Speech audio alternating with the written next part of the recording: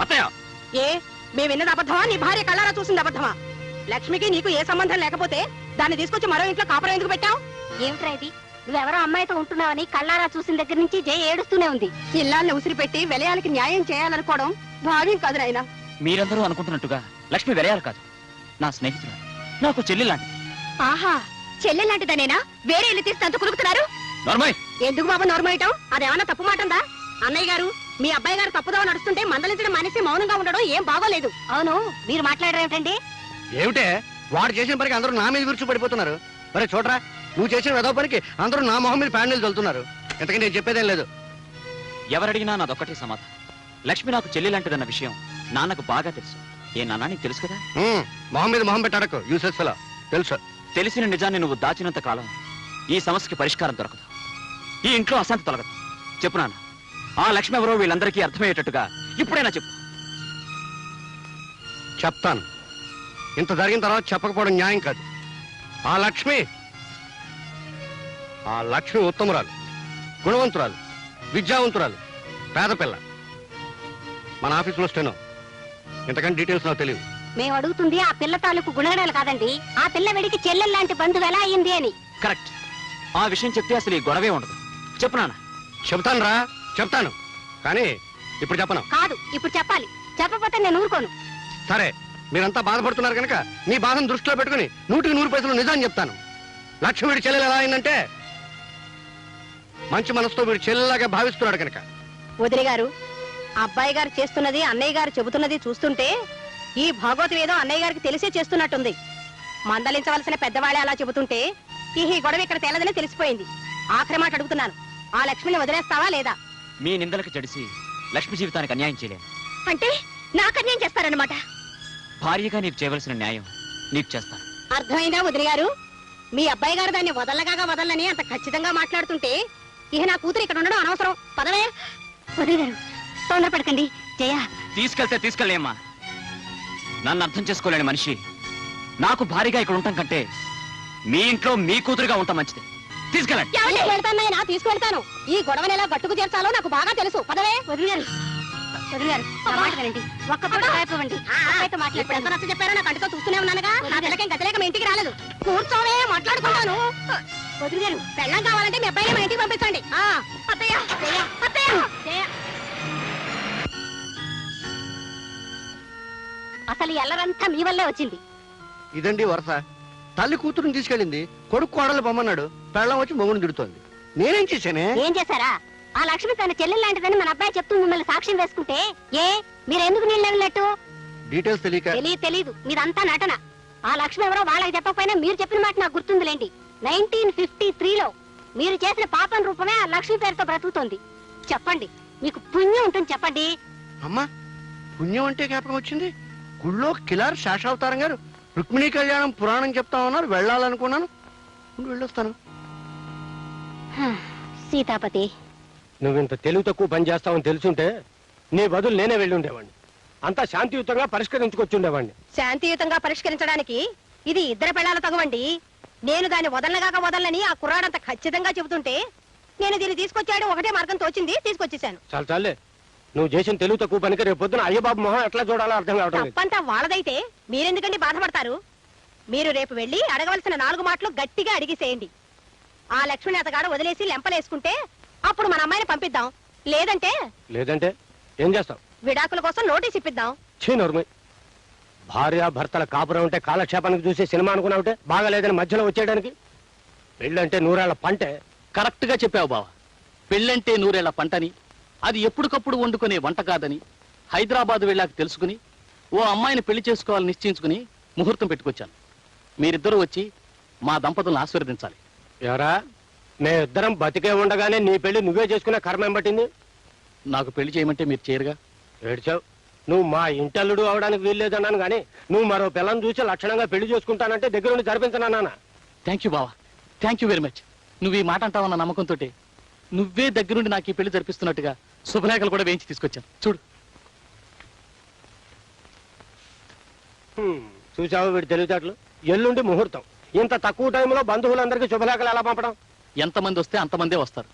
మీరిద్దరూ ఆ పందిట్లో నిలబడితే 2 లక్షల మంది జనాభా ఉన్నట్టుగా నేను ఆనందిస్తాను బావా. ఈ పెళ్లికి అయ్య బాబుని కూడా పిలిస్తే ఇక్కడికి వచ్చాక అమ్మాయి విషయం మాట్లాడచ్చు. ఎవరికండి ఆ శుభలేఖ?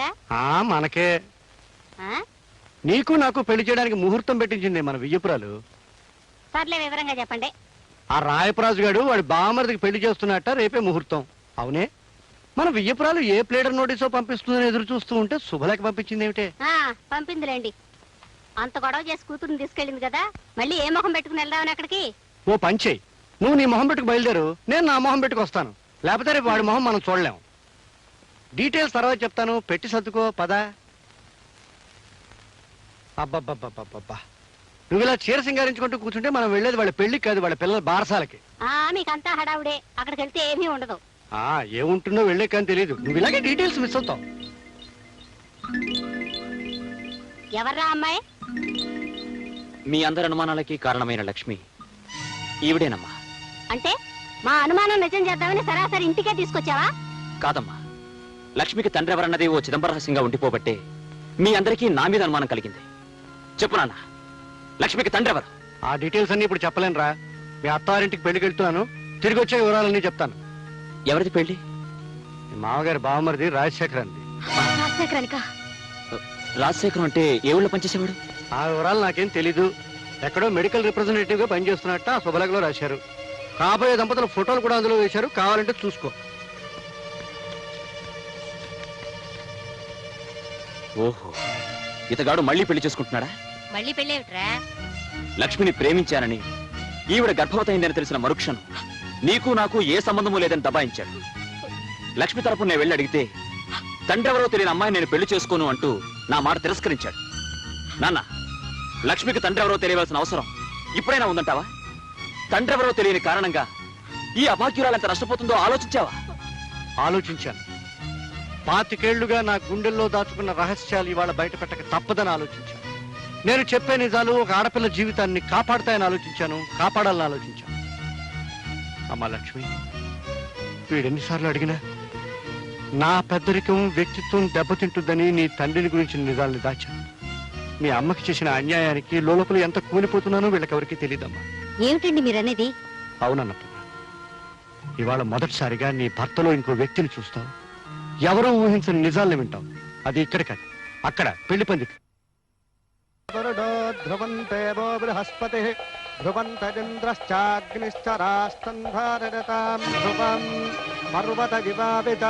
రాయి, బామర్తికి పెళ్లి చేసుకున్నావా? Useless fellow. ఈ పెళ్ళ మాట ఏం చేస్తావరా? చెప్పు, సమాధానం చెప్పు.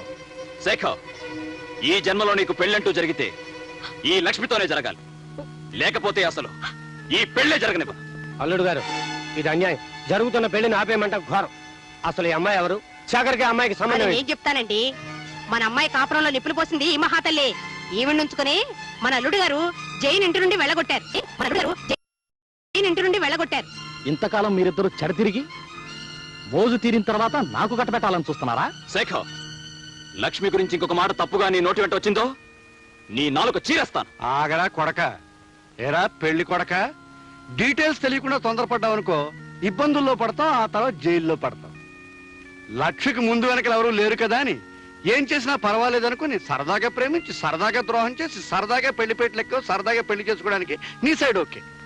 కానీ లక్ష్మి నువ్వు అనుకున్నట్టు అనాథ కాదు. ఆమె కొండంత తండ్రి ఉన్నాడు. ఈ పెళ్లి పందిట్లోనే ఉన్నాడు, నీ ముందే ఉన్నాడు. ఎవరో కనిపారేసిన ఈ పాపిష్టిదాన్ని మావాడికి కట్టబెట్టాలని చూస్తున్నారేమో. వియంకుల వారిని ఊరుకున్నాను, మెడపెట్టి గెంటేయాల్సి వస్తుంది. నాన్న, ఇంత అవమానం జరిగిన తర్వాత ఇంకా ఆగుతారే? లక్ష్మి తండ్రి ఎవరో వీళ్ళందరికీ తెలిసేట్టు చెప్పండి. చెప్పే టైం వచ్చిందిరా. ఒరే రాయ్, రా. జానకమ్మకు చేసిన ద్రోహం నువ్వు చెప్తావా, నన్ను చెప్పమన్నావా? అయ్య బాబు, ఏమిట్రా నువ్వు అనేది?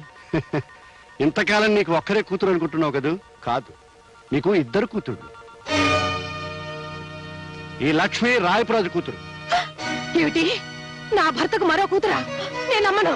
నువ్వు నమ్మనంత మాత్రాన్ని నిజాలు మారవమ్మా. ఇది నిజం, ముమ్మాటికి నిజం. మీ గురించి ఈ ప్రపంచానికే తెలుసు. మీ పాపాన్ని నా భర్త గంటగట్టాలని చూస్తున్నారా? మీ అందరికీ తెలిసిన నా పాపాల పరంపరలో మరో పాపం చేరిన తప్పు లేదనుకుని ఇన్నేళ్లు ఈ అపకీర్తిని భరిస్తూ వచ్చానమ్మా. నా కన్న కొడుకు, భార్య, చుట్టుపక్కల ప్రపంచం నన్ను చిన్న చూపు చూస్తున్నా అలవాటైన చిరునవ్వుని, అలవాటు చేసుకున్న అబద్ధాన్ని ఈ అమ్మాయి ఒక్క విషయంలోనే నటిస్తూ వచ్చాను. వాడు అనుకోకుండా చేసిన తప్పుని నేను తెలిసి కప్పిపుచ్చాలని ప్రయత్నించాను. కానీ ఇవాళ లక్ష్మికి ద్రోహం జరుగుతుంటే సహించలేకపోయాను. ఆ అమ్మాయికి న్యాయమో అన్యాయమో ఈ పెళ్లి పందిట్లో ఇక్కడే జరగాలి. నేను నమ్మను. ఏమండి, మీకు ఈ లక్ష్మికి ఏ సంబంధం లేదని చెప్పండి. ఆయన చెప్పిందంత అబద్ధం అని చెప్పండి. కాదు, ఈ లక్ష్మి జానకన్న బిడ్డ అయితే లక్ష్మికి తండ్రిని నేను.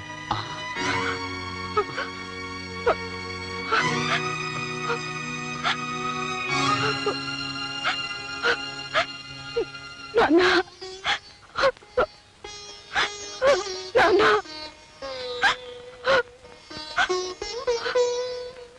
అమ్మ లక్ష్మి, నేనే నీ తండ్రినమ్మా. నీ జన్మకు బాధ్యుండే, నీ జీవితానికి బాధ్యత వహించే ధైర్యం లేక పారిపోయిన పిరికివాణ్ణమ్మా. నన్ను క్షమించు. అది క్షమించినా నేను మాత్రం మిమ్మల్ని క్షమించను. అందుకేనే నిన్ను క్షమించమని అడగలేదు. ఈ మోసం మొత్తానికి కారణం నువ్వు. ప్రతి క్షణం సూత్రాలని అనుమానాలని నన్ను వేధించుకు తినే నీ నుంచి దూరంగా పారిపోవడం కోసమే జానకి దగ్గరయ్యా. జానకి గర్భవతి అని తెలిసి కూడా నీకు భయపడే వీడి సహాయం కోరాను. వీడికి నేను చేసిన సహాయం ఒక ఆడదాన్ని మోసం చేయడం. అన్నపూర్ణ, 1952, 53, 54లో ఒక ఆడదాన్ని మోసం చేశాను చెప్పానే, అది ఇదే. ఒక ప్రాణమిత్రుడికి సహాయం చేయడం కోసం ఆ జానకమ్మ జీవితంలో తీరని కల్లోలం రేపాను. ఆ రోజు ఇప్పటికీ మర్చిపోలేను. నేను నమ్మను. నన్ను నన్ను ఆయన దూరం చేసుకోవాలనుకున్నారా? దూరం చేసుకునే తెలివితేటలే ఉంటే ఇంత దూరం వచ్చేవాడే కదా. అంటే ఓ ఆడపిల్ల జీవితాన్ని పాడు చేయాలని ఈ ఆలోచన మీదన్నమాట. ఓ మిత్రుడికి సహాయం చేసే ఆరాటం అంటే సరిపోతుంది. ఏమిటండి నేను ఆయనకి చేసిన ద్రోహం? పెళ్లి చేసుకోవాలనుకోవడమా? పెళ్ళైన మగాడిని పెళ్లి చేసుకోబోవడం, బిడ్డల తండ్రికి బిడ్డని కనబోవడం ఏమిటి? ఆయనకి ఇదివరకే ఆ ప్రశ్నని ఇంత ఆలస్యంగా అతన్ని కాక మరొకరిని అడగవలసి రావడం, అది నువ్వు చేసిన నేరం. నన్నింత మోసం చేస్తారనుకోలేదు. వాడింత మోసపోతాడని నేను కూడా అనుకోలేదు. నువ్వు అతను మేలుకోరిన మనిషివైతే, వాడి పరువు నిలపాలన్న మనసున్నదానివైతే తక్షణం ఇక్కడి నుంచి వెళ్ళిపోవాలి. నేనిప్పుడు తల్లిని కాబోతున్నాను. నిన్ను వెళ్ళిపోమనడానికి అది మరో కారణం. బిడ్డకి తండ్రి కావాలి. ఆ తండ్రికి ఇప్పుడు పరువు కావాలి. అంటే నా చేతులతో నా జీవితాన్ని నన్నే నాశనం చేసుకోమంటారా? ధర కడితే చెల్లిస్తానంటున్నాను. ధర కట్టే గొప్పతనం మీకుండొచ్చు, కానీ అమ్ముడు పోయే దౌర్భాగ్యం నీచత్వం నాకు లేదు. అక్కర్లేదనే చోట బ్రతకడం కంటే ఎక్కడైనా గౌరవంగా అడుక్కు తింటూ బ్రతకగలను. వెళ్ళి ఈ మాట ఆయనతో చెప్పండి. ఆగండి. మీ స్నేహితుడిని కాపాడానని గర్వపడకండి. ఒక ఆడదాని జీవితం నాశనం కావడానికి కారణమయ్యానని సిగ్గుపడండి. ఏనాడైనా నా బిడ్డ ఈ సమాజంలో గౌరవంగా తలెత్తు తిరగలేకపోతే, కన్నీరు కారుస్తే ఆ పాపంలో పాలు మీకు ఉంటుందనే సంగతి మర్చిపోకండి. వెళ్ళండి. ఆ రాత్రే జానకమ్మ ఊరు వదిలి వెళ్ళిపోయింది. ఆమె తన జీవితానికి తీరని మచ్చవుతుందని భయపడ్డ వీడు పీడ వదిలిపోయిందని ఆనందించాడు. సంఘంలో కడిగిన ముత్యంలా ప్రకాశించాడు. కానీ ఆ జానకమ్మ ధైర్యంగా సంఘాన్ని ఎదిరించి నిలబడింది. తన కూతుర్ని కంటికి రెప్పలాగా పెంచుకుని పెద్ద చేసింది. ఏనాటి రుణం! నా కొడుకు లక్ష్మిని చెల్లెల్లాగా చూసుకుంటున్నాడని తెలిసి మనసులోనే ఎంతో ఆనందించాను. మామ మోసం చేశాడు, తండ్రి నెత్తిని వేసుకున్నాడు, కానీ కొడుకు సరిదిద్దాలని ప్రయత్నం చేశాడు. ఇవాళ ఆ ప్రయత్నం ఫలించబోతుంది.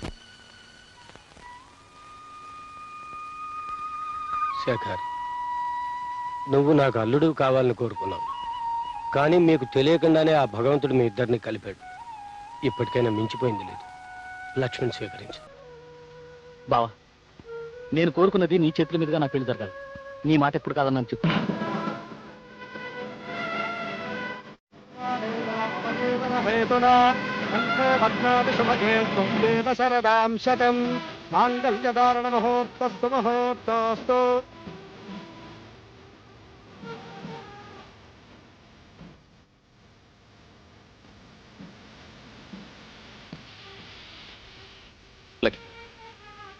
నీ జీవితం ఒడ్డుకు చేరే వరకు నీకండగా ఉంటానన్నా. అయిపోయింది, నా బాధ్యత తీరిపోయింది. ఆనందంగా 100 ఏళ్ళు వద్దు. వస్తాను. పదండి నాన్న వెళ్ళిపోదాం. ఒక్క నిమిషం. అమ్మా జయ, నీ భర్తని కాదని నీ ఇంటికి వచ్చేసావు, చాలా సంతోషం. కానీ ఆ ఇంట్లో నీ వస్తువు ఒకటి మర్చిపోయావమ్మా. తీసుకో తీసుకో అమ్మా, మరెవరికైనా ఉపయోగపడవచ్చు. వస్తానమ్మా. అక్క, ఇది మా అమ్మ నాకు ఇచ్చిన స్త్రీధనం. 12 కాపురానికి 12 సూత్రాలు. పెళ్ళం మొగుడిని గుప్పెట్లో పెట్టుకోవాలంటే ఏం చేయాలో ఇందులో రాసుంటుంది. సూత్రాలను పాటించే మా అమ్మ మా నాన్న ఇల్లు దాటిపోయేటి చేసింది. నన్ను మా ఆయనకు దూరం చేసింది. కానీ నువ్వు మాత్రం ఆ తప్పు చేయదక్క. ఏమండి ఏమండి, నా అనుమానాల్ని, తెలుగు తక్కువతనాన్ని అన్నీ వదిలేశాను. ఇది కూడా మీ అమ్మ ఫిట్టింగేనా అని మీరు అడగాల్సిన అవసరం లేదు. మీరు నా తప్పును మన్నించగలిగితే. జయ, జయ, పెళ్ళైన తర్వాత మనం హనీమూన్కి వెళ్ళలేదు కదా, ఇప్పుడే వెళ్ళిపోతే ఎలా ఉంటుంది? బాగుంటుంది. అలాగే తిరుపతి కూడా వెళ్దాం. నేనే కొండ మీదకి సామాన్